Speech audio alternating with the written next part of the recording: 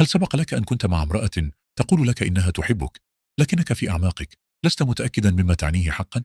كما ترى، لا تقول النساء دائما أحبك بالطريقة التي يتوقعها الرجال، وخاصة النساء اللواتي يتصرفن بقوة وأناقة وتحكم في مشاعرهن، نساء يتمتعن بروح رواقية. لكن عندما تحب رجلا بصدق، فإن أفعالها تتحدث بلغة صامتة خفية وقوية، ويسهل تجاهلها إذا لم تعرف ما تبحث عنه. كيف تعرف إذن إن كانت تحبك حقا؟ تابعونا. ففي هذا الفيديو نكشف لكم 6 أمور مؤثرة تفعلها النساء فقط من أجل الرجال الذين يحبونهم بصدق، وبمجرد فهمها لن تخطئوا أبدا في فهم عاطفتها مرة أخرى. قد تكون المرأة الرواقية هادئة مع العالم، لكنها ضعيفة أمامك فقط. المرأة الرواقية هادئة، مسيطرة على نفسها، ونادرا ما تظهر مشاعرها للعالم. لقد بنت جدرانا، ليس لأنها باردة، بل لأنها تعلمت حماية عالمها الداخلي. لا تنفتح بسهولة، لا مع أصدقائها ولا مع عائلتها، وبالتأكيد ليس مع الغرباء. لكن عندما تكون مغرمة حقا، يتغير شيء ما. تسمح لشخص ما بالدخول، وهذا الشخص هو أنت. تبدأ بإظهار جانب أكثر رقة، تشارك أشياء لم تخبر بها أحدا من قبل. تسمح لنفسها بأن ترى في أكثر لحظاتها صراحة وصدقا. الأمر لا يتعلق فقط بالعاطفة، بل يتعلق بالثقة. فالضعف بالنسبة لها هبة مقدسة، لا يمنح بل يكتسب. وعندما تتخلى عن حذرها من أجلك، فهي تقول في صمت: أنت ملاذي الآمن. لكن التخلي عن حذرها هو مجرد البداية. ماذا لو أخبرتك أن هناك شيئا أقوى ستفعله، شيئا قد يغير أولوياتها تماما من أجلك أنت فقط؟ ابقي معنا للنقطة الثانية. هذا شيء لا تفعله أي امرأة إلا إذا كانت مغرمة بعمق، وبلا شك إنها تتكيف للحفاظ على صفاء ذهنك، ليس من باب الضعف، بل من باب الاحترام العميق. عندما تحب المرأة بعمق، فهي لا تريد اهتمامك فحسب، بل تريد أن تصبح مصدر سلامك. وهذا تحول كبير، لأن النساء، وخاصة ذوات الصفات الرواقية، عادة ما يدافعن عن سلامهن الخاص مهما كلف الأمر. لا يتأثرن بسهولة، لا يتقبلن الدراما، يقدرن الانضباط العاطفي. لكن عندما تقع في حبك، يتغير شيء ما. تصبح أكثر صبرا على تقلبات مزاجك، تكبح جماحها في اللحظات التي قد ينفجر فيها الآخرون. تبدأ بالتفكير مليا قبل أن تقول شيئا قد يزعزع تركيزك أو توازنك أو صفاء ذهنك. ليس لأنها تخاف منك، ليس لأنها ضعيفة، بل لأنها تحترم عالمك الداخلي. تريد أن تصبح ذا هدوءك، لا فوضاك. تريد أن تشعر بالراحة في وجودها. هذا التحول خفي، لكنه قوي. لم تعد تحمي نفسها فقط، إنها تحمي أنت أيضا. هكذا تعرف أن حبها ليس سطحيا، إنه كران الذات. لأن المرأة التي تتكيف مع راحتك العاطفية دون التضحية بكرامتها تظهر لك شيئا واحدا: أنت لست مجرد شخص تحبه، أنت شخص تكرمه. ولكن إلى أي مدى يصل هذا؟ ماذا لو بدأت بالاستثمار في مهمتك، أهدافك، غايتك، كما لو كانت ملكا لها؟ هل ستدرك ذلك؟ لنتحدث عن الأمر الثالث الذي تفعله، وقد يغير نظرتك إلى الدعم في العلاقة إلى الأبد. الحب الحقيقي لا يقتصر على التشتيت، بل هو إخلاص لرسالتك، وليس فقط لحظاتك الخاصة. المرأة التي تقع في الحب لا تقتصر على حضورها العاطفي، بل تصبح داعمة استراتيجيا. عندما ترى رجلا لديه هدف واضح وتوجه في الحياة وأهداف مهمة، يستيقظ شيء ما بداخلها. إذا كانت تحبك، فستبدأ في موائمة نفسها مع تلك الرسالة. ستساعدك على الحفاظ على تركيزك، ستشجعك خلال النكسات، ستذكرك لماذا بدأت عندما تشعر بالرغبة في الاستسلام. ستتخلى حتى عن راحتها الشخصية لتتمكن من المضي قدما. الأمر لا يتعلق بالسلبية، بل بالتعمد. ليس الأمر سأدعمك لأنه ليس لدي ما أفعله، بل أؤمن بك بشدة، وأنا مستعدة للنمو معك. لأن المرأة الرواقية التي عادة ما تكون مستقلة، موجهة لنفسها، ومتحفظة، لا تعطي قلبها لأي رجل. إذا اختارت الاستثمار في مهمتك، فهي مستثمرة فيك بالفعل. إنها تريد البناء معك، لا مجرد التواجد حولك، لأن وقتها وطاقتها مقدسان. إذا كانت تكرسهما لتحقيق غايتك، فليس ذلك صدفة، بل بقصد. وفي هذا الفعل تقول: أرى مستقبلك، وأريد أن أكون جزءا منه.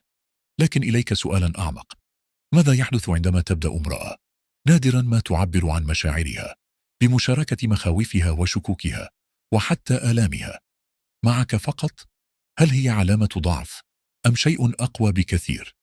في النقطة الرابعة سنستكشف القفزة العاطفية التي تقوم بها عندما يكسر الحب حواجزها حقا. بالنسبة للروح الرواقية، ليس من السهل مشاركة المخاوف أو الدموع، فهي لا تفعل ذلك إلا عندما تثق ثقة عميقة.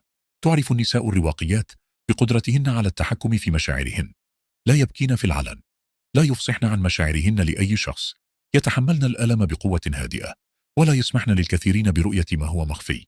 لكن عندما تحبك بصدق وبعمق، تتيح لك رؤية ما وراء الستار.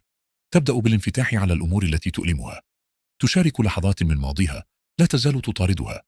إنها تسمح لك بأن تشهد مخاوفها وانعدام أمنها ومشاعرها الخام غير المصفات، ليس من باب التعاطف، بل من أجل التواصل. لأن المرأة الرواقية الكشف عن مشاعرها مقدس، لا تحاول أن تثقل كاهلك، بل تحاول التواصل معك. إن السماح لك بالدخول إلى تلك المساحة العاطفية الخاصة هو من أوضح علامات الحب التي ستراها على الإطلاق. هذا يعني أنها تثق بك ليس فقط بجسدها أو وقتها، بل بروحها أيضا. لأن المرأة التي تكشف لك عن عالمها الداخلي تمنحك شيئا لا يناله أحد غيرك. إنها تختار أن ترى بكل تفاصيلها، وهذا ليس مجرد ضعف، إنه إخلاص. استكشف النقطة التالية بفضول: ولكن ماذا لو دفعها الحب إلى ما هو أكثر من ذلك؟ ماذا لو بدأت بتشكيل مستقبلك بنشاط، بتحديك وتوجيهك ومساعدتك على النمو، ليس فقط كشريكة بل كرجل؟ في النقطة الخامسة سنكشف كيف تصبح المرأة المغرمة قوة خفية وراء تحولك. إنها ترى إمكانياتك وتحفزك على الارتقاء بحب ولكن بلا هوادة. عندما تحبك امرأة بصدق، فإنها لا تتقبلك كما أنت فحسب، بل تؤمن بما يمكنك أن تصبح. الأمر لا يتعلق بتغييرك، بل يتعلق برفعك. تراقب كيف تتحرك، وكيف تفكر، وكيف تتفاعل تحت الضغط. وعندما تشعر بأنك لا تحقق إمكاناتك، تتحدث ليس للنقد بل للتوجيه. تشجعك على القراءة أكثر، على التفكير بوضوح أكبر، على التدرب بجدية أكبر، على إصلاح ما هو معطل، لمواجهة ما كنت تتجنبينه. لا تلح عليه بل تلح عليه، لا تلقي عليه محاضرات بل تديره بعناية. المرأة الرواقية لا تصرح بحبها، تظهره من خلال المعايير التي تلزمك بها، لأنها تريد أن يفوز الرجل الذي تحبه، ليس من أجلها فقط بل من أجله أيضا. لأن الراحة العاطفية سهلة المنال، لكن مساعدة الرجل على النمو تتطلب جهدا وطاقة ورؤية. إذا كانت تنفق الكثير على مستقبلك، فهي ليست مغرمة فقط بل مغرمة بكل شيء. ولكن ما هي العلامة الأبرز؟ ما الذي يميز الحب العميق عن العاطفة العابرة؟ ماذا لو لم تشعر بالحب فحسب، بل اختارته مرارا وتكرارا حتى لو كان صعبا؟ قد تكون النقطة الأخيرة هي الأقوى على الإطلاق والأندر على الإطلاق، لنتحدث عنها في الساعة السادسة. الحب ليس مجرد شعور، إنه قرار واعي، خاصة عندما تشتد الأمور. يمكن لأي شخص البقاء عندما يكون ذلك مناسبا.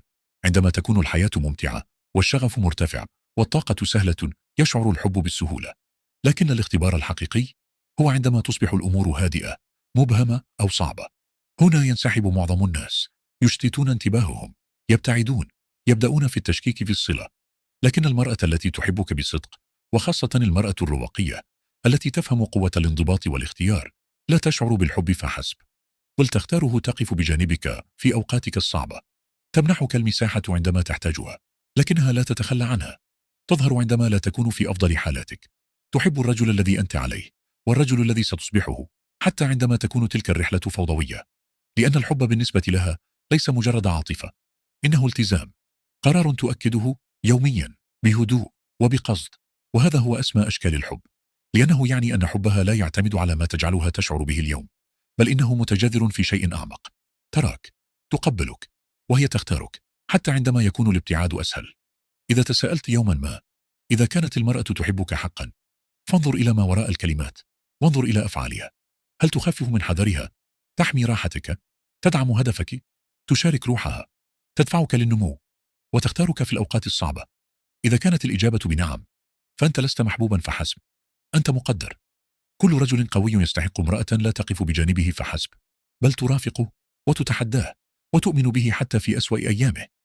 إذا لاحظت ولو واحدة من هذه العلامات في علاقتك، تمسك بها.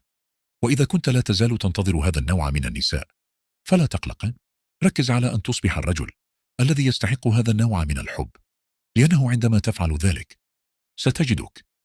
إذا أثر هذا الفيديو فيك أو ذكرك بشخص ما، فانقر على زر الإعجاب وشاركه مع من يحتاج لسماعه اليوم. وإذا كنت ترغب في المزيد من الفيديوهات المشابهة حول الثبات والرجولة والعلاقات، فتأكد من الاشتراك وتفعيل الإشعارات. لدينا المزيد قريبا مما سيغير نظرتك للحب والهدف والقوة.